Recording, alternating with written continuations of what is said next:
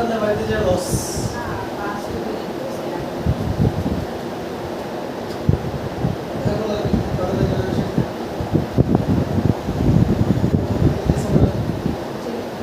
দেখতেছিস আমরা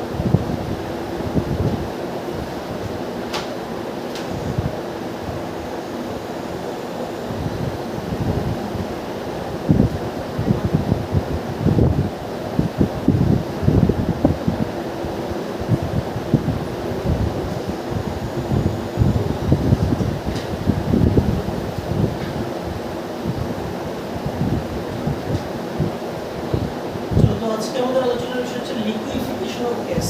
তো আমরা গ্যাসের তরলীকরণ নিয়ে গতকালকে অল্প কথাবার্তা বলছিলাম। আমরা বলছিলাম যে গ্যাসকে মূলত দুইটা উপায়ে তরল করা যায়। একটা উপায় কি উচ্চ চাপ প্রয়োগ করে, আরেকটা উপায় হচ্ছে গ্যাসের তাপমাত্রা হ্রাস করে। এখন এই চাপ প্রয়োগে গ্যাসের তরলীকরণের যে বিষয়টা, এখানে মূলত আমাদেরকে একটা লেখচিত্র স্টাডি করা লাগবে। এটাকে আমরা বলি অ্যান্ড্রুস আইসোথার্ম। এটা আমাদের বইতে নাই, আমাদের বুকেতে নাই।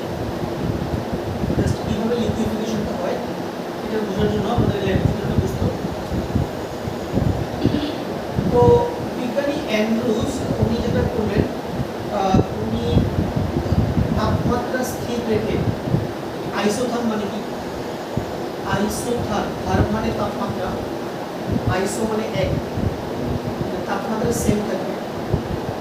তাপমাত্রা স্থির রেখে অ্যান্ড্রুস কি করলেন, উনি কার্বন ডাই অক্সাইড গ্যাসের জন্য উনি কিছু গ্রাফ হচ্ছে যে অঙ্কন করলেন। যেমন চাপ বনাম আয়তনের অনেকগুলো গ্রাফ প্লট করলেন। এখানে কিন্তু সবগুলো মিলে একটা গ্রাফ না, প্রতিটা ইন্ডিভিজুয়ালি একটা গ্রাফ, ঠিক আছে কিনা? কারণ এইটা হচ্ছে যে একটা গ্রাফ, এইটা একটা নির্দিষ্ট তাপমাত্রা আঁকা হচ্ছে, উপরেরটাও আরেকটা গ্রাফ, মানে চারটা পাঁচটা গ্রাফকে আমরা একসাথে আঁকছি। প্রতিটা গ্রাফই আঁকা হয়েছে কিন্তু বিভিন্ন তাপমাত্রা। মানে ধরো তাপমাত্রা স্থির রেখে নিচের টাকা হয়েছে, তাপমাত্রা স্থির রেখে উপরের টাকা হয়েছে, তাপমাত্রা স্থির রেখে তার উপরের টাকা। উনি যখন এই গ্রাফটা প্লট করলেন, উনি কিছু জিনিসটা দেখে নেওয়া হচ্ছে যে উনি অবজার্ভ করলেন। তো অবজারভেশনটা এরকম ছিল, তুমি যদি এই বিন্দুর পরে চিন্তা করো,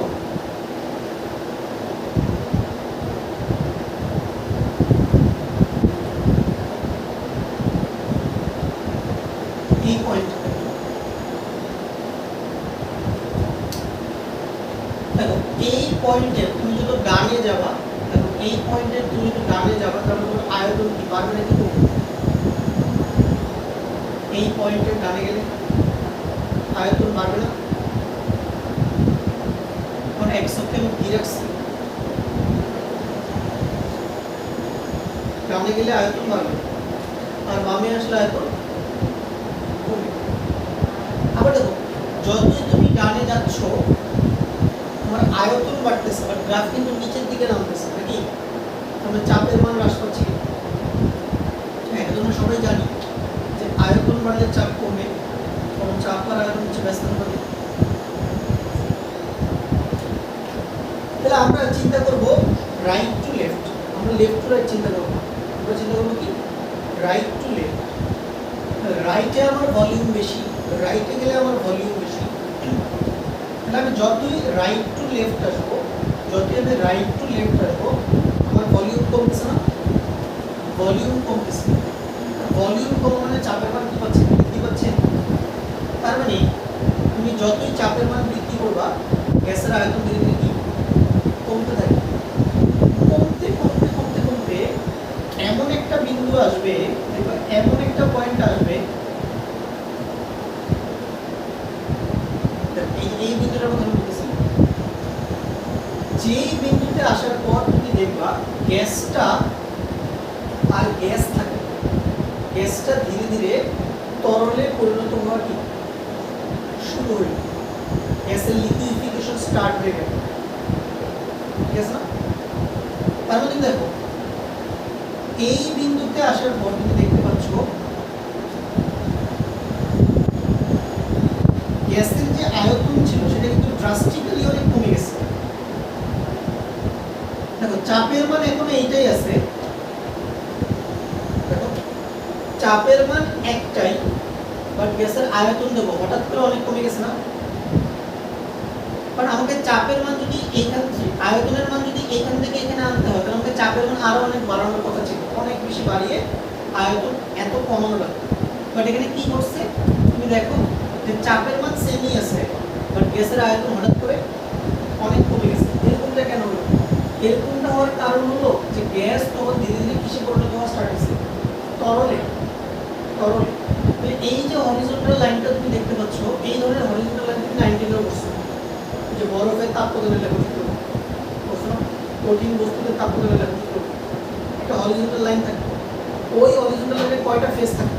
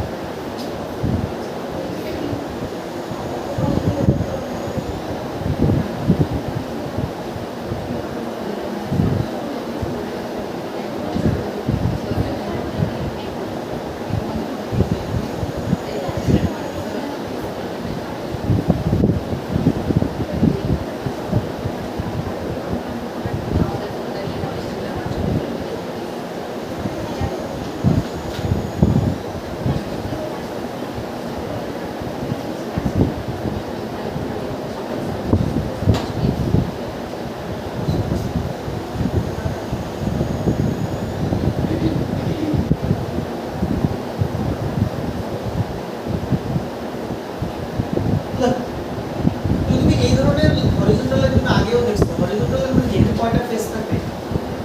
দুটো ফেজ, হয় সলিড লিকুইড থাকে, নাহলে লিকুইড গ্যাস থাকে, ঠিক আছে? তাহলে এখানে দুইটা ফেজ আছে, মানে এই পয়েন্টে আসার পরে ফেজ ট্রানজিশন শুরু হয়েছে, গ্যাস তরলে পরিণত হওয়া শুরু হয়েছে, যার জন্য গ্যাসের যে আয়তন ছিল এটা সামান্য চাপের জন্য, সামান্য চাপের পরিবর্তনের জন্য গ্যাসের আয়তন হঠাৎ করে অনেক বেশি কমে গেছে। এই হরিজন্টাল লাইনে কি থাকবে? Gas plus liquid. এবার তরলের পরিণত হতে যখন তুমি এই পয়েন্টে আসবা তখন সমস্ত গ্যাস কিসে পরিণত হয়ে গেছে? লিকুইড। এরপরে তুমি দেখো তুমি চাপ গ্রাফ খাড়া উপরের দিকে উঠে গেছে, মানে চাপের মান অনেক বেড়ে গেছে, কিন্তু আয়তনের তেমন কোনো পরিবর্তন হয় নাই। এটার মানে গ্যাস আর গ্যাস নাই, সব কি হয়ে গেছে? তরলকে চাপ দিয়ে দেখো তো আয়তনের পরিবর্তন ঘটাতে পারো কি? যে কোনো তরল পদার্থকে তুমি চাপ দাও, আয়তনের পরিবর্তন তেমন লিকুইড অনেক বেশি ফ্লেক্সিবল, তুমি যতই প্রেসার দাও না কেন ভলিউম সেমই থাকবে, ঠিক আছে? আচ্ছা, এবার তার উপরের গ্রাফটা তুমি লক্ষ্য করো। উপরের গ্রাফটাতে দেখো লিকুইফিকেশন স্টার্ট হয়েছে একটু হাই প্রেসারে।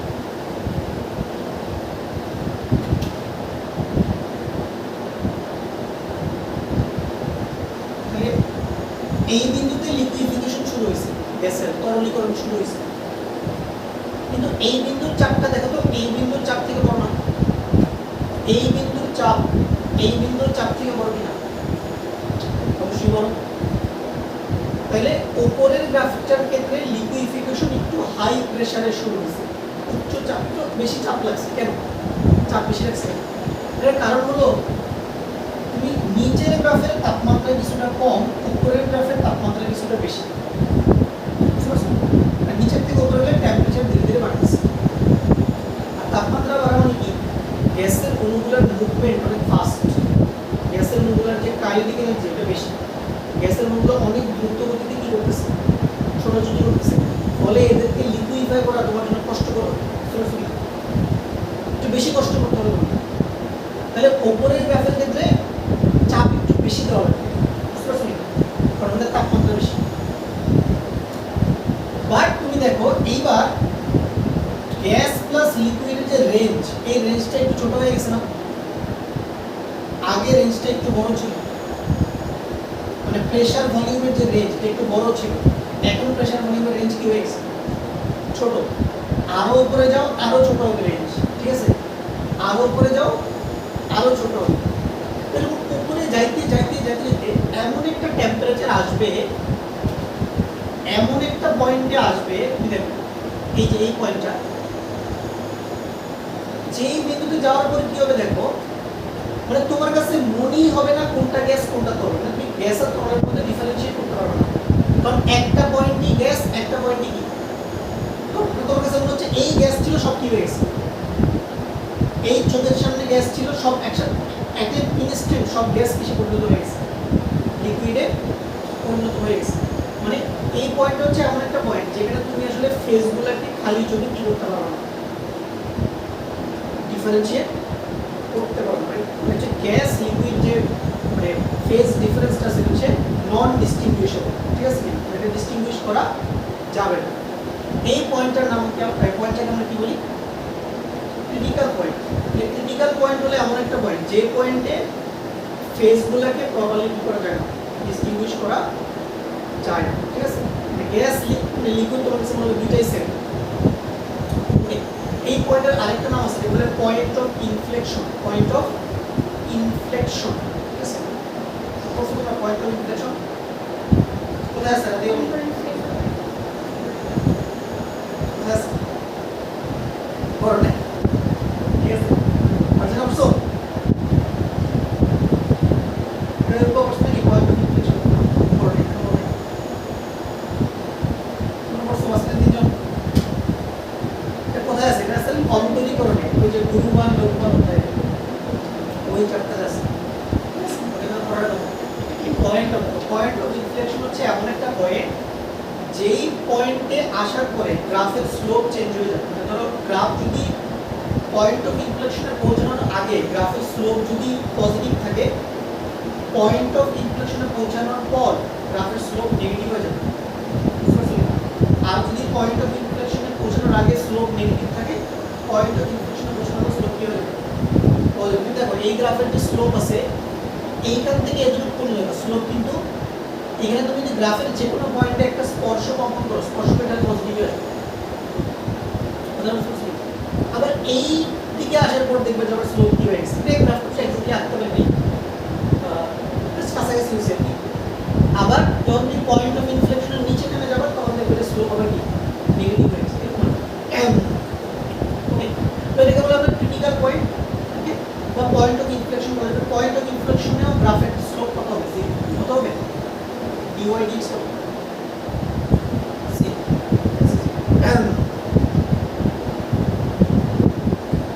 যেমন আমরা গুরুমান লঘুমান করছি, ঠিক আছে? গুরুমান লঘুমান আমরা করছি। নরমালি গুরুমান লঘুমানে কি হয়? অনেকে মনে করে যে গুরু মান মানে হচ্ছে ফাংশনের সবচেয়ে বড় মান, এটা সম্পূর্ণ মিথ্যা কথা। একটা ফাংশনে অনেকগুলো গুণ থাকতে পারে, অনেকগুলো পিক, একটা ফাংশনে অনেকগুলো পিক থাকতে পারে, অনেকগুলো লোয়ার ভ্যালু থাকতে পারে, ঠিক আছে? সবচেয়ে বড় মান গুণ মান এটা সংজ্ঞা দেওয়া যাবে না, ওগুলো আলোচনায় আমরা যাবো। তার সাথে বুঝতে পারছো না গ্রাফের যে বিষয়টা? তাহলে তুমি দেখো এই সাইডে সব হচ্ছে গ্যাস, মিডল অঞ্চলে কি গ্যাস প্লাস তরল দুটোই থাকবে, আর এই সাইডে সব হচ্ছে তরল, ঠিক আছে?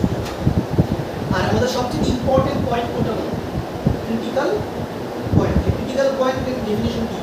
ক্রিটিক্যাল পয়েন্ট হলো এমন একটা পয়েন্ট যে পয়েন্টে ফেজ ট্রানজিশনটা প্রপারলি কি করা যায় না, বোঝা যায় না, এবার গ্যাস বা তরলকে আলাদা করা যায় না, এটা বলে ক্রিটিক্যাল পয়েন্ট।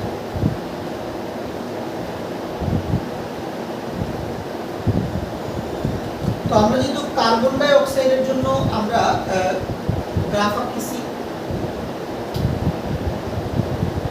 তাহলে যখন ক্রিটিক্যাল পয়েন্টে যখন আমি পৌঁছাবো, ক্রিটিক্যাল পয়েন্টে আমি যখন পৌঁছাবো, আমার কাছে এখানে কয়টা ডেটা আছে?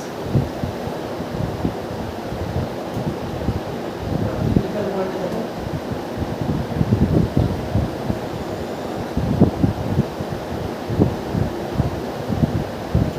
আমার কাছে তিনটা ডেটা আছে। এই পয়েন্টে দেখো, এই পয়েন্টের একটা ভলিউম আছে, আছে না?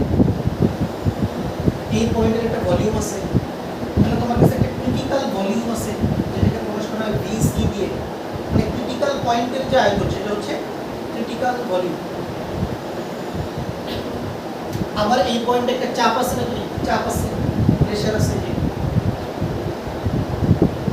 এটাকে আমরা বলবো ক্রিটিক্যাল প্রেসার পিসি। আবার আমি একটা পার্টিকুলার টেম্পারেচারে এই গ্রাফটা প্লট করছি, তাহলে ওই টেম্পারেচারটাকে আমরা কি বলবো? Critical temperature. Critical temperature.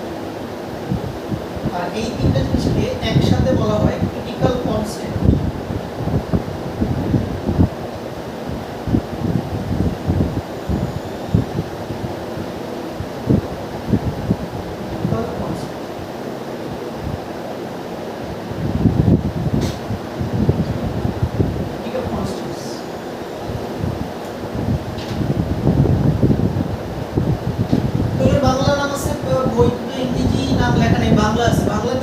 বাংলাতে বলে হচ্ছে ক্রিটিক্যাল শব্দের বাংলা হচ্ছে ক্রান্তি বা সংকট, ঠিক আছে?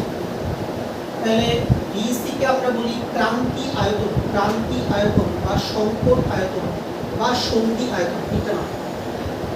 ইংরেজিতে বলে একটাই নাম, ইংরেজিতে একটাই নাম ক্রিটিক্যাল ভলিউম, আর বাংলাতে তিনটা নাম: সংকট আয়তন, ক্রান্তি আয়তন, সন্ধি আয়তন।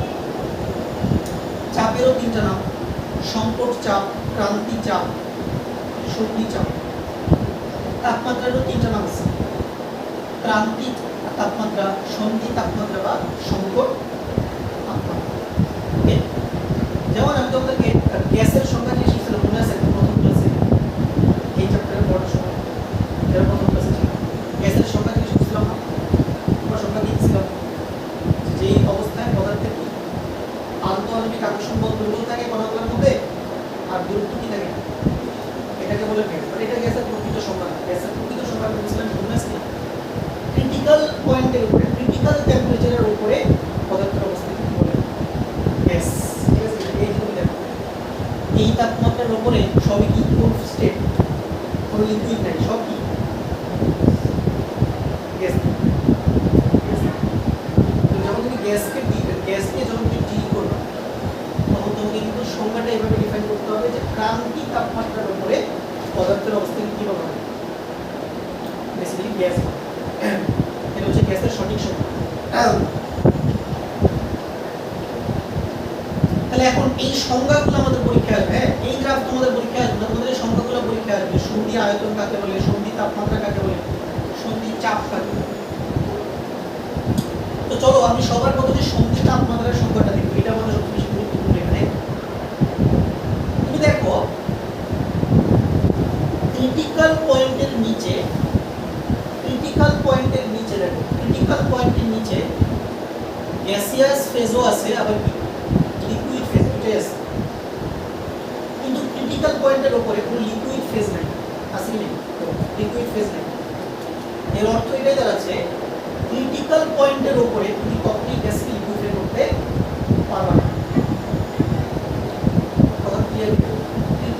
পয়েন্টের উপরে তুমি গ্যাসকে কোনো লিকুইফাই করতে পারবে না, বিকজ উপরে কোনো লিকুইড স্টেটই নেই, সবই গ্যাস।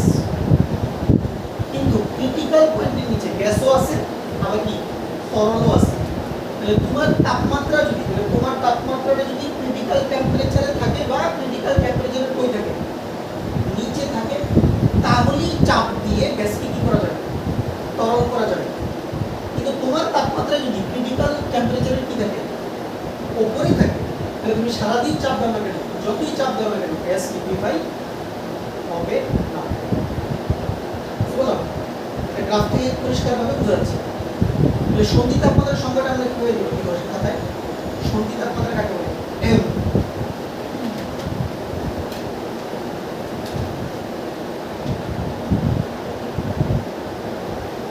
দেখো, যে তাপমাত্রায় বা তার নিচে যে কোনো তাপমাত্রায়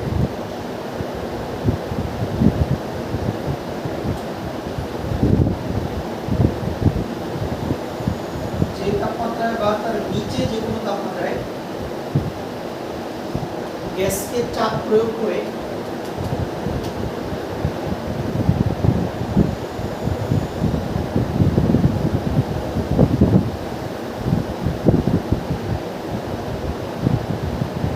তরলে পরিণত করা যায়,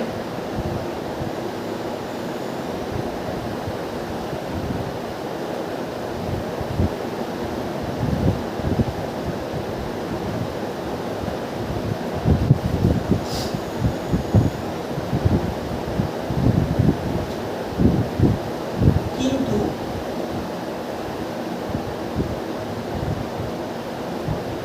এই তাপমাত্রার উপরে যতই চাপ দেওয়া হোক না কেন,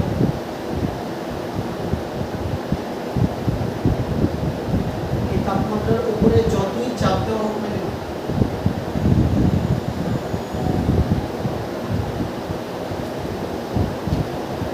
গ্যাস তরলে পরিণত হয় না।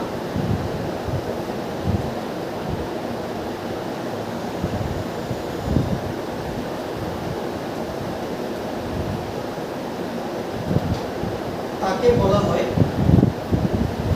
সন্ধি তাপমাত্রা।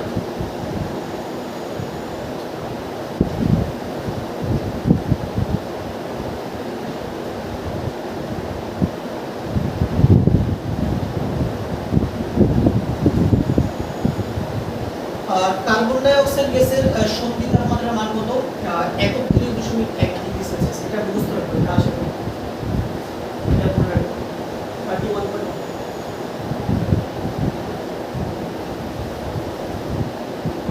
তার মানে যদি আমার তাপমাত্রা কক্ষ তাপমাত্রা থাকে, তাহলে কক্ষ তাপমাত্রায় কার্বন ডাই অক্সাইড গ্যাসকে তরল করা যাবে কিনা বলতো? কক্ষ তাপমাত্রায় কার্বন ডাই অক্সাইড গ্যাসকে তরল করা যাবে কিনা? চাপ দিয়ে অবশ্যই যাবে, কারণ কক্ষ তাপমাত্রার মধ্যে কত ধরি 25, এটা 31 এর নিচে আছে, চাপ দিবা লিকুইড হয়ে যাবে। কিন্তু যদি গ্যাস তাপমাত্রাটা 31 এর উপরে চলে যায়, মানে 31.1 এর উপরে চলে যায়, তাহলে সারাদিন চাপ দিলেও কার্বন ডাই অক্সাইড গ্যাস তরলে পরিণত হবে না।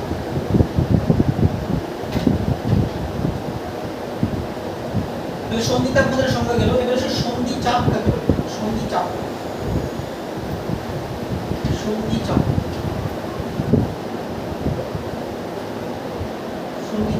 কি? সন্ধি তাপমাত্রায় মিনিমাম যে পরিমাণ চাপ দিলে, সন্ধি তাপমাত্রায় মিনিমাম যে পরিমাণ চাপ দিলে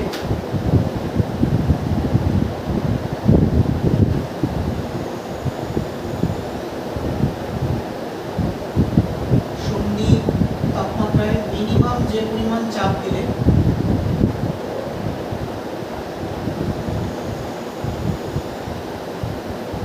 গ্যাস তরলে পরিণত হয়, তাকে বলা হয় সন্ধি চাপ।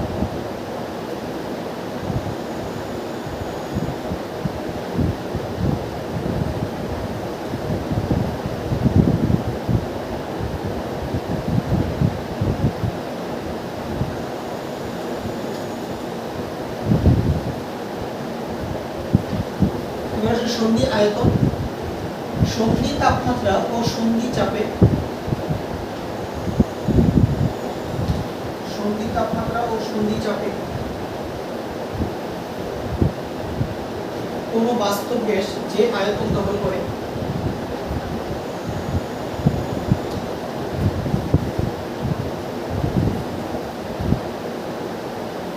কোনো বাস্তব গ্যাস যে আয়তন দখল করে তাকে বলা হয় সন্ধি আয়তন।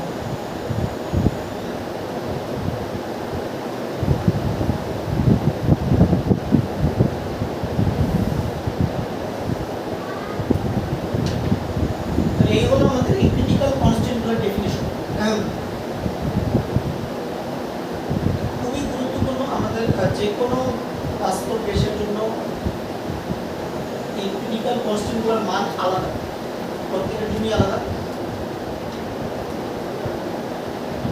এইগুলোর উপরে আমরা বেস করে ডিসাইড করি যে কোনো একটা গ্যাসকে সহজে তরল করা যাবে নাকি বা তরল করা কঠিন।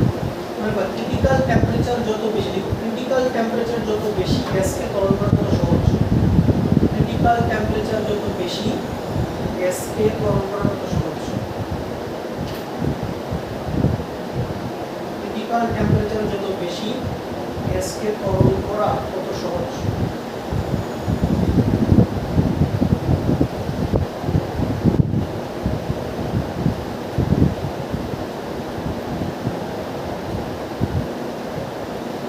কেন এরকম? দেখো, মনে করো একটা গ্যাসের ক্রিটিক্যাল টেম্পারেচার যদি 50 ডিগ্রি সেলসিয়াস হয়, মনে করো কত ডিগ্রি সেলসিয়াস? 50। এখন তুমি দেখো কক্ষ তাপমাত্রা অলওয়েজ কত থাকে? 25, 26, 20। তাহলে এই তাপমাত্রা যদি 50 এর নিচে না, তুমি যদি রুম টেম্পারেচারই চাপ দাও, কি হয়ে যাবে? গ্যাসটা তরল হয়ে যাবে, কোনো ঝামেলা নেই, ইজিলি লিকুইফাই করা যাবে। বাট মনে করো একটা গ্যাসের ক্রিটিক্যাল টেম্পারেচার হচ্ছে -80। কত? Negative temperature. এরকম আছে অনেক গ্যাস আছে যাদের সন্ধি তাপমাত্রা নেগেটিভ, সেগুলো হাইড্রোজেন, হিলিয়াম। এদের ক্রিটিক্যাল টেম্পারেচার নেগেটিভ, মানে এদেরকে লিকুইফাই করা খুব টাফ। ঠিক আছে, খুবই খুবই টাফ। এদেরকে লিকুইফাই করার জন্য স্পেশাল মেথডস, এগুলো নাই তোমাদের, এগুলো হচ্ছে বিএসসি ফার্স্ট ইয়ারে পড়ে, তোমাদের নাই। ঠিক আছে, ধরো তোমার অনার্স যদি কেমিস্ট্রি পড়ো, তোমার গ্যাসের অধ্যায়ের প্রথম পড়াশোনাটা শুরু হবে কি দিয়ে? বয়েলের শুরু দিয়ে না, তোমার পড়াশোনা শুরু হবে বাস্তব এই গ্রাফ দিয়ে শুরু হবে পড়াশোনা। এটা দিয়ে তোমার পড়াশোনা যাত্রা স্টার্ট। আর এগুলো তোমাদের নাই আর কি, এটা বিএসসি তে পড়ো, বিএসসি ফার্স্ট ইয়ার সিলেবাস। তো ওইখানে হাইড্রোজেন, হিলিয়াম গ্যাস এগুলো লিকুইফাই খুবই টাফ। কেন? কারণ এদের ক্রিটিক্যাল টেম্পারেচার মনে করো নেগেটিভ। মনে করো একটা গ্যাসের ক্রিটিক্যাল টেম্পারেচার -80, এর মানে ওই গ্যাসকে লিকুইফাই করার জন্য আগে -80 নিচে যেতে হবে, মানে -82, -83, -90, -100। খুবই টাফ। গ্যাসের তাপমাত্রা কমিয়ে কোথায় যেতে হবে? -80। কারণ গ্যাস কি এমনি এমনি ঠান্ডা হয়ে যাবে নাকি? গ্যাসকে ঠান্ডা করা এত সহজ না। এগুলো গ্যাসকে ঠান্ডা করার জন্য স্পেশাল যন্ত্রপাতি লাগবে। স্পেশাল বিশাল বড় ধরনের সেটআপ লাগবে। এগুলো এক একটা সেটআপ, এগুলো অনেক, মানে ধরো সেটআপ করতে কয়েক কোটি টাকা খরচ হবে। ইন্ডাস্ট্রি তো লিকুইফাই করে না বিভিন্ন দেশে, রাশিয়া আছে, আমেরিকা আছে, দেখবে যে তরল নাইট্রোজেন ইউজ করা হয় বিভিন্ন ধরনের ইয়াতে, বিশেষ করে রকেটের ভিতরে জ্বালানি হিসেবে তরল নাইট্রোজেন, তরল অক্সিজেন। নাইট্রোজেন অক্সিজেন তো প্রকৃতির তরল হিসেবে থাকে না, থাকে লিকুইফাই করা লাগবে। লিকুইফাই করা কিন্তু কঠিন কাজ। সেটাকে হাইড্রোজেন, হিলিয়াম, তরল নাইট্রোজেন, তরল হিলিয়াম ব্যবহার করা হয় বিভিন্ন জায়গায়। ঠিক আছে, আর বিশেষ করে তোমার বিভিন্ন ধরনের বিশেষ করে এগুলো বেশি হচ্ছে মিলিটারি। ঠিক আছে, মিলিটারিতে হচ্ছে বিভিন্ন ধরনের যুদ্ধের জন্য শস্ত্র বানাইতে ওরা এগুলো ব্যবহার করে, বা নাসা বিশেষ করে বিভিন্ন ধরনের এক্সপেরিমেন্টে এই ধরনের জিনিসগুলো ব্যবহার করে। তো ইন্ডাস্ট্রিতে তোমার গ্যাস লিকুইফিকেশন নিয়ে আলাদা ইন্ডাস্ট্রি আছে। ঠিক আছে, গ্যাস লিকুইফাই করার জন্য আলাদা ইন্ডাস্ট্রি। তার কাজই কি? গ্যাস তরল করা, এই তরল গ্যাস বিক্রি করা। ঠিক আছে, তো এগুলো অনেক মানে কমপ্লেক্স প্রসিডিউর, এক দ্বিতীয়ত অনেক দামি, অনেক খরচ। ঠিক আছে, এই জন্য তুমি দেখবা তুমি দোকানে কি গ্যাস কিনতে পারো, কোনো তরল কোনো গ্যাস তুমি কিনতে পারো। তুমি তো নর্মালি কি গ্যাস কিনো রান্না করার জন্য? বিউটেন, ইথেন, প্রোপেন, এগুলো তুমি সিলিন্ডারে কিনতে পারো। ঠিক আছে, তাতে অনেক দাম না। সিলিন্ডারের দাম কত? 5-6 হাজার টাকার বেশি, এক মাসও যায় না। ঠিক আছে, 20 দিন ইউজ করলে এই জন্য যারা সিলিন্ডার ইউজ করে হিসাব নিকাশ করে রান্না করতে হবে। তাহলে তো করণীয় বাসায় দেখো টাইম পাচ্ছ না। ঠিক আছে, গ্যাস শেষ হয়ে যায়, অটো কি করে দেয়? রিফিল। ঠিক আছে না, রিফিল করে দেয়, কিন্তু টাকা কেটে নেয় থেকে। বাট কেউ তার বলে না। বাট তুমি বাইরের বাসায় থাকো যেখানে লাইনের গ্যাস নাই, গ্যাস শেষ হয়ে গেলে রান্না করতে বলবো। ঠিক আছে, আবার গ্যাস আসবে। ঠিক আছে, আর যদি পকেটে টাকা না থাকে রান্না করতে 1 সপ্তাহ। ঠিক আছে, দোকান থেকে কিনে নিতে হবে। ঠিক আছে, বিশেষ করে মাঝে মাঝে হয় দেখবো যে গ্যাস থাকে না, দোকানে বলে দিই। ঠিক আছে, বিরিয়ানি কিনে যাই হোক, যেটা বললাম যে তোমার ক্রিটিক্যাল টেম্পারেচার যত কম তত বেশি যাবে না। কথা বুঝতে পারছো? ক্রিটিক্যাল টেম্পারেচার মাইনাস হয়ে তোমাকে ওই মাইনাসেরও কি যেতে হবে? নিচে যেতে হবে।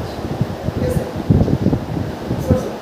ধরো একটা গ্যাসের ক্রিটিক্যাল টেম্পারেচার -250, ওরে তুমি জীবনে লিকুইড করতে পারবে -250 এর নিচে যেতে হবে। যায়া মানে ধরো -251 -252 যায়া তারপরে চাপ দিলে এটা কি হবে?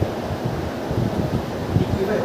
এই জন্য ক্রিটিক্যাল টেম্পারেচার যত বেশি তত আমাদের জন্য ভালো। ঠিক আছে, যত বেশি হবে তার মানে সেক্ষেত্রে কক্ষ তাপমাত্রাটা অলওয়েজ তার কি থাকে? নিচে। তখন রুম টেম্পারেচারে চাপ দিই তো ওকে। এখন তাহলে আসলে বুঝতে পারছো, তাহলে এখানে মেইন যে সেটা হচ্ছে ক্রিটিক্যাল টেম্পারেচার। এটা আমাদের মেইন জিনিস। ক্রিটিক্যাল প্রেসার, ক্রিটিক্যাল ভলিউম এগুলো খুব একটা গুরুত্বপূর্ণ না। ক্রিটিক্যাল টেম্পারেচারকে মেনে এখানে। এবার আসো, এগুলো বের করার ফর্মুলা আছে। এগুলো বের করার ফর্মুলা আছে। তো এই ফর্মুলার ডেরিভেশন বের ঝামেলা। তো আমি ডেরিভেশন দেখাবো। ডেরিভেশন থেকে সংযুক্ত করব। ডেরিভেশন দেখার দরকার নেই। ডেরিভেশন লাগবে না, আমি সূত্রগুলো লিখতেছি।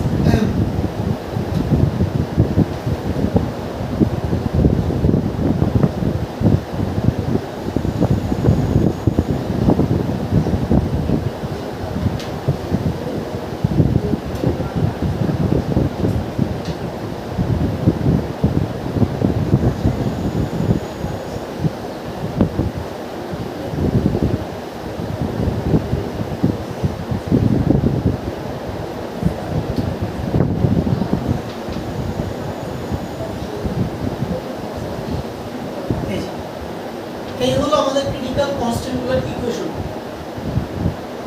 টিসি পিসি ডিসি। যেখানে এ আর বি এর পরিচয় তো আমরা অলরেডি দিছি। এ আর বি কি ছিল? Van der Waals constant. A আর বি কি ছিল? Van der Waals constant.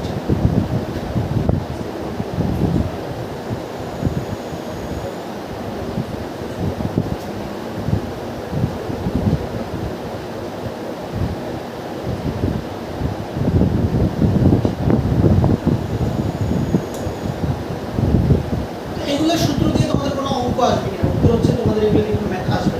ঠিক আছে, ম্যাথ আসবে। তোমাদের খালি সংখ্যানুপাত আসবে, ম্যাথ আসবে। আসবে না কোনো বই নাই, কি জন্য আসবে ভাই? ঠিক আছে, হ্যাঁ, তবে তবে তুমি যদি কোনো কম্পিটিটিভ এক্সাম দাও, কম্পিটিটিভ এক্সাম মানে ওই যে দেখবে যে পরীক্ষা হয় কেমিস্টটা উপাসে পরীক্ষা হয় না, কি বুঝো? হয় কিনা? বা উদ্ভাসিত মুখ, এই টাইপের যদি তুমি যদি কম্পিটিটিভ এক্সাম দাও, আমি তোমাকে গ্যারান্টি দিয়ে বলতে পারি উদ্ভাস যদি কোনো প্রশ্ন করে গ্যাস থেকে এই জায়গা থেকে করবে ওরা। ঠিক আছে, কারণ ওরা জানে এগুলো বইতে নাই, এই জন্য এগুলো দিবে। মাঝে মাঝে বললো ওপেন বুক এক্সাম। ঠিক আছে, ওপেন বুক এক্সাম। এবং মজা করছে গত বছর আসছিল। ঠিক আছে, আমি মানে যেদিন ওদের ক্লাসে পড়াইছিলাম 25 ব্যাচকে, তার 2 দিন পরে ওদের পরীক্ষা ছিল উদ্ভাসে। আমি উদ্ভাসে এখান থেকে 3-4টা কোশ্চেন দিয়েছি এই সূত্রগুলো থেকে, আবার এই গ্রাফ থেকে আমি শুনেছি। তাহলে এই ধরনের কম্পিটিটিভ এক্সাম মানে তোমাকে আসলে মেইন বইয়ের বাইরেও তোমাকে আরো অনেক নলেজ তোমাকে রাখতে হবে। পরীক্ষায় আসার জন্য পড়লে এই ধরনের পরীক্ষা ভালো করা যাবে। ঠিক আছে, তাহলে এগুলো মানে মুখস্থ রাখার দরকার নেই, জাস্ট খাতায় লিখে রাখো। ঠিক আছে, আমি বাসা থেকে মুখস্থ করে আসছি।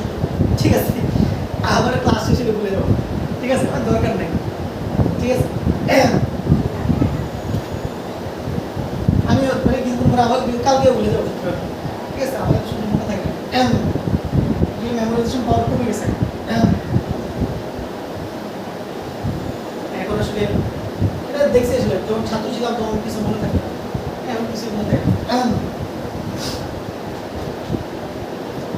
আচ্ছা, তাহলে এই হচ্ছে ভ্যান ডার ওয়ালস কনস্ট্যান্ট।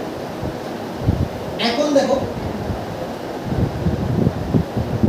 তুমি চাইলে ক্রিটিক্যাল পয়েন্টে একটা গ্যাসের জেড বের করতে পারো।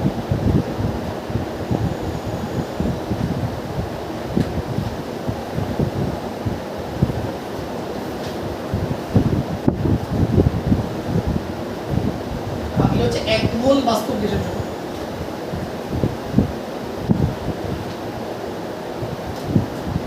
এখানে সবকিছু কিন্তু 1 মোল গ্যাসের জন্য। গ্রাফটা তুমি যাই দেখতে পাচ্ছ ইকুয়েশনস, কয় মোল বাস্তব গ্যাস, অলওয়েজ কয় মোল, 1 মোলের জন্য সবকিছু করা হয়েছে এখানে। এক কাজ করো, তুমি এখানে পিসি বিসি আর টিসির মানগুলো বসাও, এখান থেকে বসায় হিসাবটা করে দেখো জেড এর মান কত আসে।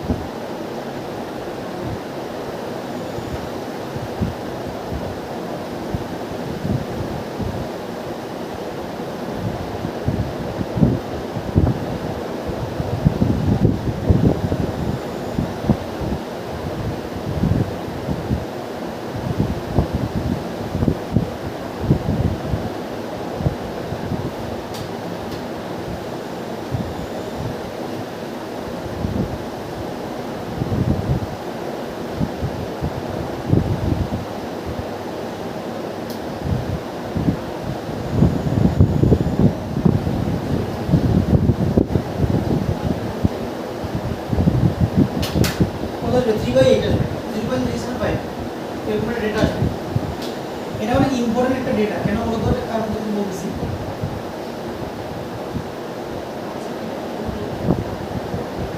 এই ডেটাটা বেশ গুরুত্বপূর্ণ। কেন?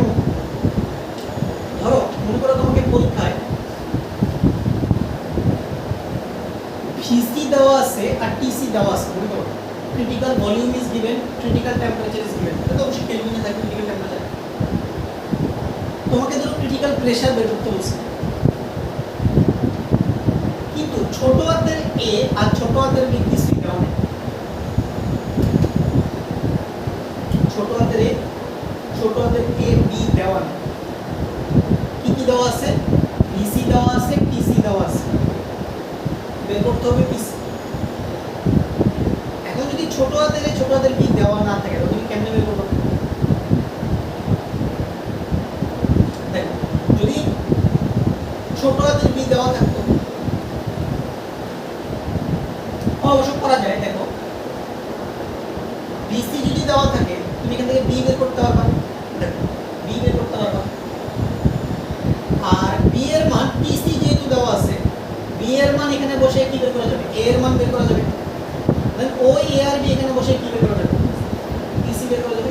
বাট এটা একটা লম্বা প্রসিডিউর না, অনেকক্ষণ লাগবে। লাগবে কি না? অনেকক্ষণ টাইম লাগবে। এটা করতে পারবা তুমি, করতে অবশ্যই, বাট অনেকক্ষণ টাইম যাবে, কারণ তিনটে ইকুয়েশন তোমাকে সলভ করতে হবে। বাট তুমি যদি জাস্ট এই রিলেশনটা জানো, কথাটা বুঝতে পারছো যে পিসি বিসি বাই আরটিসি এর অনুপাতটা কত? 0.375। তাহলে জাস্ট এইখানে ডেটাগুলো বসাই দিলে কিন্তু পিসি চলে আসবে নাকি? একটা শুরু দিয়ে শেষ, সময় বাঁচবে।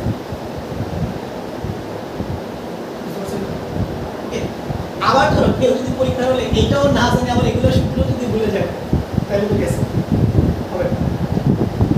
সো এই জন্য এই জিনিসটা জানাটা খুবই জরুরি, কারণ এই 0.375 এর মানটা খুবই গুরুত্বপূর্ণ। কারণ এটা বেসিক্যালি তিনটা ক্রিটিক্যাল কনস্ট্যান্টের মধ্যে একটা কি স্থাপন করে? যোগসূত্র স্থাপন করে। কারণ এ আর বি তো হচ্ছে যে কোনো গ্যাসের জন্য ডিফারেন্ট, কথাটা বুঝো। এ আর বি তো এক এক গ্যাসের জন্য এক এক রকম, বাট এই রিলেশন সব গ্যাসের জন্য কি ভ্যালিড, যে কোনো বাস্তব গ্যাসের জন্য এই সম্পর্ক ভ্যালিড। 0.375 আসতে হবে, কারণ অনুপাত বের তো কাটাকাটি যাবে না, এ আর বি তো থাকে, ঠিক আছে। তো এটা মনে রাখবো 0.375 তাহলে আমাদের মোটামুটি লিকুইফিকেশন পার্ট কমপ্লিট। এখন আমরা কি করব, মোটামুটি সবকিছু শেষ, বাকি আছে আমরা বলবো জুল থমসন।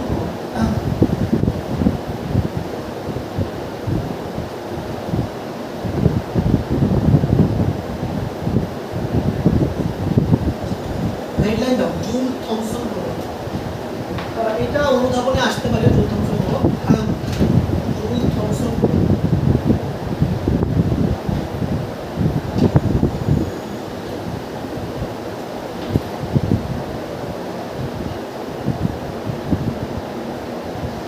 লিখো, কোনো গ্যাসকে উচ্চ চাপের স্থান হতে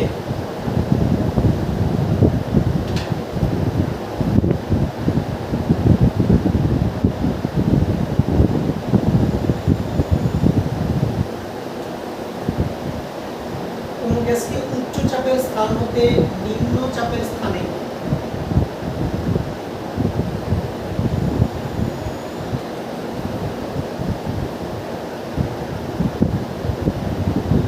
প্রসারিত হতে দেওয়া হবে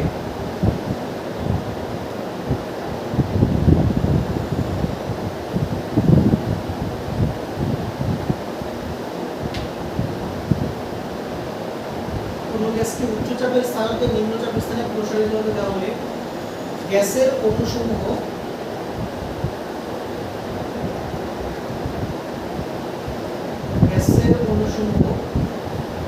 পরস্পর থেকে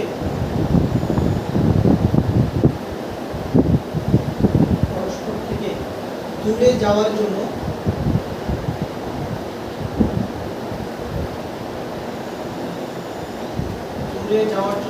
প্রয়োজনীয় শক্তি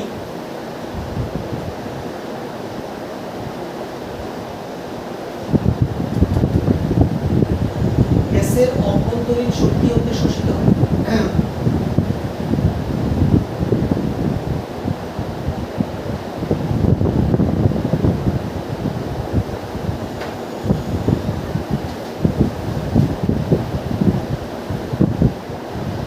ফলে গ্যাসের তাপমাত্রা হ্রাস পায়।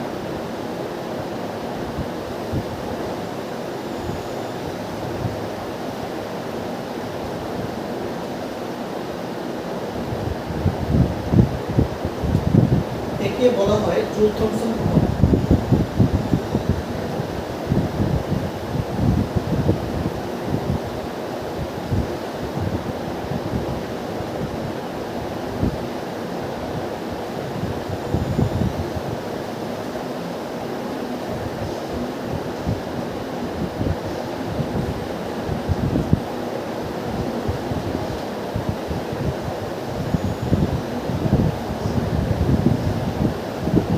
লিখো যে হাইড্রোজেন গ্যাসের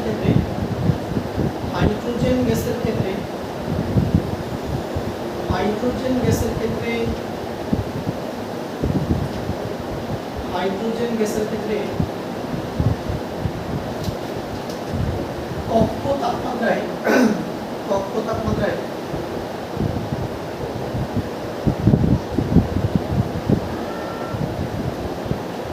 জুল থমসন প্রভাব প্রয়োগে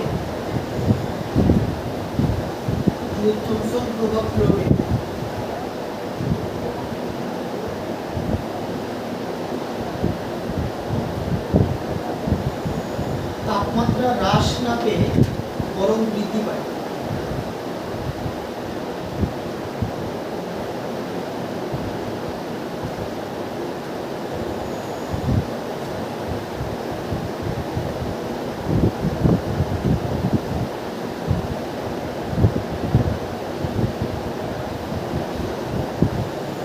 এবার একটা সংজ্ঞা লিখো, উৎক্রম তাপমাত্রা।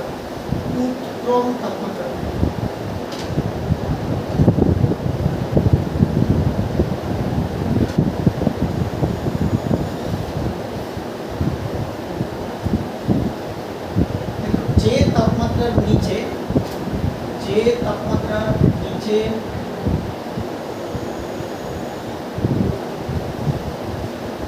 জুল থমসন প্রভাব প্রয়োগ করে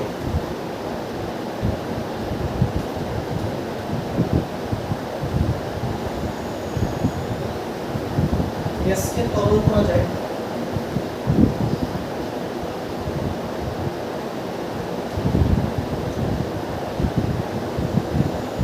তাকে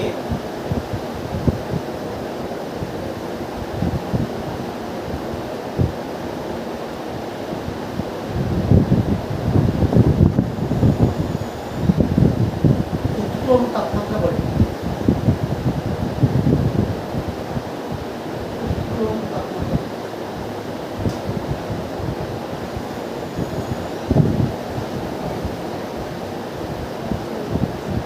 তাপমাত্রা ইংরেজি হচ্ছে কি ইনভার্সন টেম্পারেচার। আর সন্ধি তাপমাত্রা ইংরেজি কি ক্রিটিক্যাল টেম্পারেচার। এটা হচ্ছে তিনটা তাপমাত্রা আমরা বুঝছি, পুরো বাস্তবে একটা ছিল বয়েলের তাপমাত্রা, আরেকটা ছিল সন্ধি তাপমাত্রা, আরেকটা ছিল উৎক্রম তাপমাত্রা। তিন ধরনের তাপমাত্রা আছে।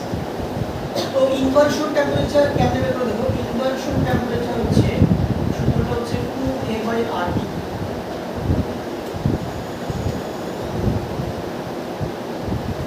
এটা হচ্ছে বয়েলের তাপমাত্রার দ্বিগুণ। কারণ বয়েলের তাপমাত্রা কি ছিল a/RT।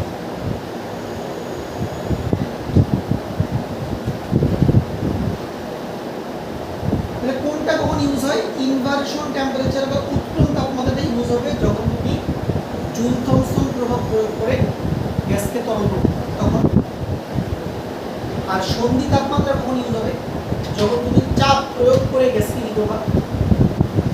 তরল করবা, তাকে বলবো সন্ধি। সেই ক্ষেত্রে আমরা সন্ধি তাপমাত্রাটা ব্যবহার করব। আর বয়েলের তাপমাত্রাটা তো তরলীকরণের সাথে সম্পর্কিত না, সম্পর্কিত না। বয়েলের তাপমাত্রা হচ্ছে এমন একটা তাপমাত্রা যে তাপমাত্রা কোনো একটা বাস্তব গ্যাস কি করে আদর্শ গ্যাসের মতো আচরণ করবে না। এই হলো মোটামুটি আমাদের লিকুইফিকেশনের আইডিয়া। তো এগুলো পড়লেই হয়ে যাবে।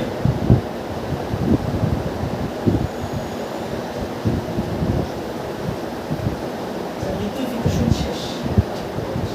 আমাদেরকে একটা প্রসেস দেখে কিভাবে আসলে ইন্ডাস্ট্রিতে গ্যাস লিকুইফাই করে। সেটা আমাদের দরকার নেই, দেখো জানার জন্য। এই প্রসেসটা হচ্ছে লিঙ্কেজ প্রসেস, জনপ্রিয়।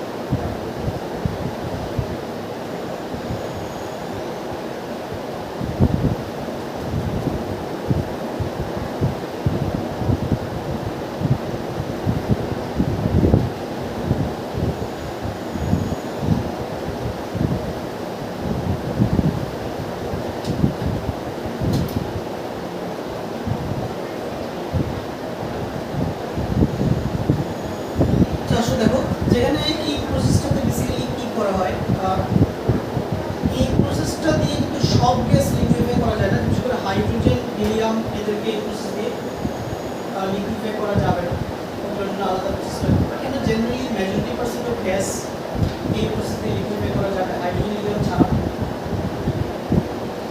হাইড্রোজেন হিলিয়াম কেন লিকুইফাই করা যাবে? কিন্তু আগে বলছে হাইড্রোজেন হিলিয়ামের কি ইনভার্সন টেম্পারেচার অনেক কম, খুব কম তাপমাত্রা, অনেক কম, ঠিক আছে। আর এই প্রসেসটা বেসিক্যালি জুল থমসন প্রভাবের উপর ভিত্তি করে প্রতিষ্ঠিত। আমি একটু আগে জুল থমসন প্রভাবটা কি বুঝলাম, যে একটা গ্যাসকে তুমি যদি উচ্চ চাপের স্থান থেকে নিম্ন চাপের স্থানে কি দাও, প্রসারিত হতে দাও, তাহলে গ্যাসের তাপমাত্রা কি হয়, হ্রাস পায়। এটাকে বলা হয় জুল থমসন প্রভাব। এই জুল থমসন প্রিন্সিপালটা আমরা কাজে লাগাবো এই প্রসেসে। তো কি হয় দেখো, যখন তুমি কোনো একটা গ্যাসকে লিকুইফাই করতে চাও, ফ্রেশ এয়ার, ঠিক আছে, মানে যে কোনো gas, carbon die oxide, nitrogen, oxygen, chlorine, যেটা হোক, তো প্রথমে তুমি কি করবা, ফ্রেশ এয়ারকে পাঠাবা একটা কম্প্রেসরের মধ্যে দিয়ে। কম্প্রেসর যেটা অনেক বেশি চাপ বেড়ে গেছে, তো এই কম্প্রেসরের অভ্যন্তরে চাপ থাকে কত, 200 atm, হিউজ প্রেসার, 200। তাহলে যখন তুমি 200 atm চাপ দিবা, চাপ দিয়ে তুমি গ্যাসের মলিকিউলগুলোকে অনেক কাছে কাছে নিয়ে আসবে। বাট আমরা জানি যদি আমরা চাপ দিই, চাপের মানে পাশাপাশি হচ্ছে যে তাপমাত্রা কিছুটা কি হবে, গ্যাসের তাপমাত্রা কিছুটা কিন্তু বৃদ্ধি পাবে নাকি, কারণ যদি চাপ বাড়লে তাপমাত্রা বাড়ে। তো এই তাপমাত্রাটাকে কমানোর জন্য কি করতে হয়, এই কম্প্রেস গ্যাসটাকে পাঠাইতে হয় একটা নলের মধ্য দিয়ে, যেই নলের উভয় পাশে একটা রেফ্রিজারেটিং লিকুইড থাকে। রেফ্রিজারেটর মানে যে খাদ্যবস্তুকে ঠান্ডা করে থাকে, আমরা কি বলি রেফ্রিজারেটর। তো যখন আমার এই সংকুচিত গ্যাসটা যখন এই নলের মধ্য দিয়ে যাবে, তখন এই রেফ্রিজারেটিং লিকুইডটা গ্যাসের তাপমাত্রাকে কি করে ফেলে, কমায়, ঠিক আছে, হ্রাস করে ফেলে। আচ্ছা, কমাইতে তখন এই ঠান্ডা গ্যাসটা তখন ঢুকবে তার মধ্যে দিয়ে একটা স্পাইরাল টিউবের মধ্যে দিয়ে ঢুকবে। বাট এই স্পাইরাল টিউবের মধ্যে দিয়ে যেই চেম্বারে ঢুকবে গ্যাসগুলো, এই চেম্বারে আবার চাপ কত, 1 atm। কম্প্রেসরের চাপ ছিল কত, 200 atm। চেম্বারে চাপ হচ্ছে মাত্র 1 atm। দেখো হাই প্রেসার থেকে লো প্রেসারে আসলাম না, তাহলে হাই প্রেসার রেজিওন থেকে আমি লো প্রেসারে আসলাম। যখনই তোমার এই হাই প্রেসার থেকে লো প্রেসারে আসবে, তখন কি হবে, জুল থমসন এক্সপানশন হবে এই জায়গায়, গ্যাসগুলো প্রসারিত হবে উচ্চ চাপের জায়গা থেকে নিম্ন চাপের স্থানে, ফলে গ্যাসের তাপমাত্রা কি হবে, হ্রাস পাবে না। এই ঠান্ডা গ্যাসগুলো আবার তার মধ্যে ঢুকবে, কম্প্রেসরের মধ্যে ঢুকবে, ঢুকে সেম প্রসেসটা বারবার রিপিট করতে থাকবে যতক্ষণ না পর্যন্ত গ্যাসের তাপমাত্রা যথেষ্ট পরিমাণে কি না হয়ে যায়, কমে না যায়। তো একটা সময় পরে হবে কি, গ্যাসের তাপমাত্রা অনেক বেশি কমে যাবে, তখন আস্তে আস্তে গ্যাসগুলো কি লিকুইফাই হওয়া শুরু হবে, ঠিক আছে। পরে এই যে পাত্রের চেম্বারের নিচে তরল গ্যাস জমা হবে, পরে এখান থেকে এটাকে অন্য কোনো একটা মেথডে আমরা আলাদা করে এইভাবে হচ্ছে গ্যাসকে কি করা হয় ইন্ডাস্ট্রিতে। দেখুন ইন্ডাস্ট্রিয়াল লিকুইফিকেশন অফ গ্যাস, ইন্ডাস্ট্রিতে কিন্তু এই প্রসেসটা মানে ইউজ হয় বাণিজ্যিকভাবে তরল গ্যাস উৎপাদন, ঠিক আছে। যদিও এখানে আমি জাস্ট ব্লক ডায়াগ্রামস দেবো, এটা কিন্তু এইটাই যে একদম স্ট্রাকচার এমনটা না, জাস্ট একটা ব্লক ডায়াগ্রাম, পুরো সেটআপটা কিভাবে কাজ করে আমি সেটা তোমাকে বুঝাইছি। বাট এখানে অ্যাকচুয়াল যে সেটআপ অনেক জটিল, অনেক কমপ্লেক্স, মানে অ্যাকচুয়াল সেটআপ জানা দরকার। তো এই হলো মোটামুটি আমাদের গ্যাসের লিকুইফিকেশন এবং এর মধ্যে আমাদের বাস্তব গ্যাসের অংশ সমাপ্তি হলো, ঠিক আছে। আনুষ্ঠানিকভাবে বাস্তব গ্যাস যতটুকু পড়েছি, প্রয়োজনের জন্য বেশি পড়েছি, এত কিছু আসবে না।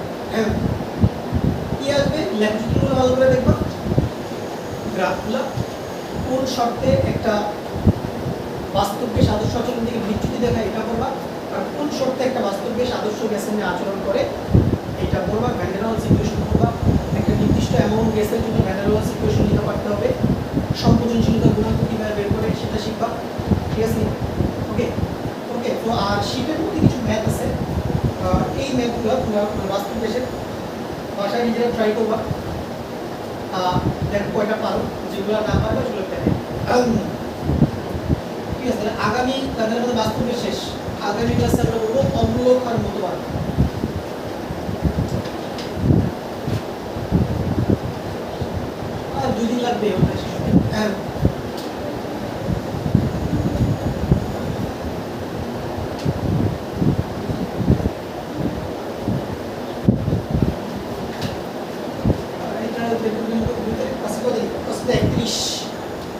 কালকে শনিবার তো 1 তারিখ।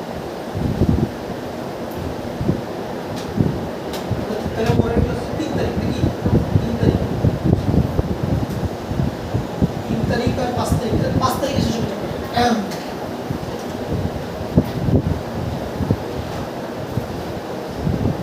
শেষ করে তারপরে জৈব রসায়ন করতে হবে।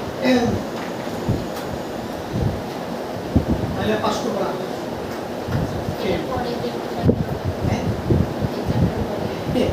হ্যাঁ, জৈব রসায়ন করতে সময় লাগবে। মানে অন্যান্য চ্যাপ্টার টানা যায় মানে কি তো, মানে তুমি চাইলেই 3 দিনের পরে 1 দিনে করতে পারো, অন্যান্য থাকে কিন্তু অর্গানিক এরকম পারো না। অর্গানিক ধীরে ধীরে করতে হয়, এটা হচ্ছে অর্গানিক সিস্টেম মানুষ মাথার উপর দিয়ে যাবে।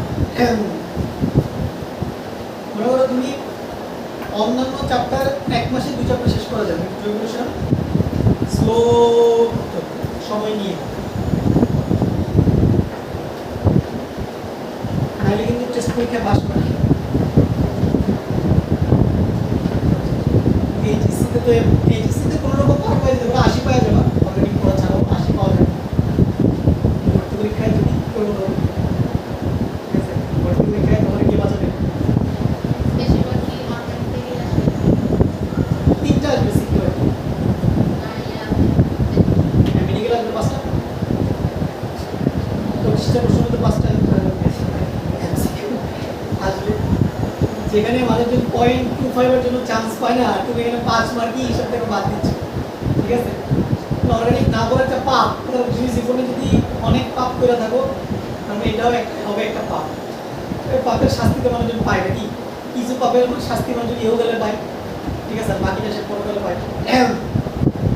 ইহকালেই তুমি কিছু শাস্তি পায়, ঠিক আছে? এই পাপ কাজ করো।